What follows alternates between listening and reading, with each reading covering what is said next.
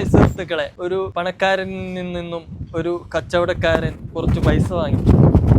ആ പൈസ വാങ്ങിച്ചിട്ട് കുറച്ച് മാസങ്ങൾ കഴിഞ്ഞപ്പോൾ ആൾക്ക് കച്ചവടക്കാരന് തിരിച്ചു കൊടുക്കാൻ പറ്റിയില്ല.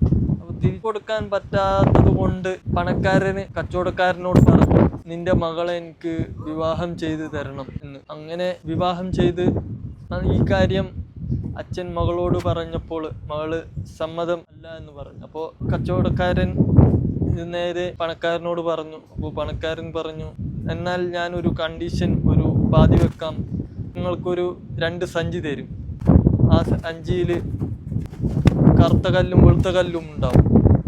നിങ്ങൾക്ക് വെളുത്ത കല്ല് കിട്ടുകയാണെങ്കിൽ നിങ്ങളുടെ മോളെ എനിക്ക് വേണ്ട, തരേണ്ട പൈസ എനിക്ക് തരണം. പക്ഷെ നിങ്ങൾക്ക് കറുത്ത കല്ലാണ് കിട്ടിയതെങ്കിൽ നിങ്ങളെ മോളെ എനിക്ക് വിവാഹം ചെയ്തു തരണം. നിങ്ങൾ തരാനുള്ള പൈസ എനിക്ക് വേണ്ട. ആ പണക്കാരൻ 2 സഞ്ചിയിലും കറുത്ത കല്ലാണ് ഇട്ടത്. വീണ്ടും ഇവരുടെ അടുത്ത് വന്നപ്പോൾ മകള് ഈ 2 സഞ്ചിയിലും കറുത്ത കല്ല് ഇടുന്നത് കണ്ടിട്ടുണ്ടായിരുന്നു. അപ്പോൾ മകള് ഈ 2 സഞ്ചി വാങ്ങിച്ചിട്ട് ഒരു സഞ്ചി താഴത്തേക്ക് ഇട്ടു. താഴത്തേക്ക് ഇടുമ്പോൾ അവിടെയുള്ള കറുത്ത കല്ലായത് കൊണ്ടെല്ലാം അവരറിഞ്ഞില്ല.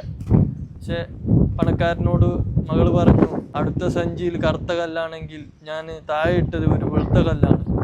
അപ്പോൾ ഇത് എൻ്റെ പണക്കാരൻ ആകെ നാണം കെട്ടുപോയി. നമ്മുടെ ജീവിതത്തിലെ പല സാഹചര്യങ്ങളും ഇങ്ങനെയുള്ള സാഹചര്യങ്ങൾ ഉണ്ടായിരുന്നിരിക്കാം.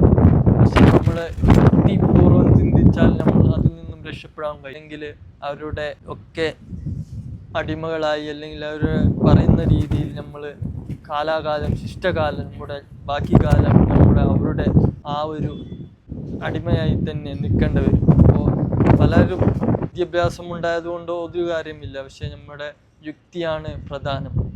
അടുത്ത വീഡിയോയുമായി ഞാൻ വീണ്ടും വരാം. നന്ദി.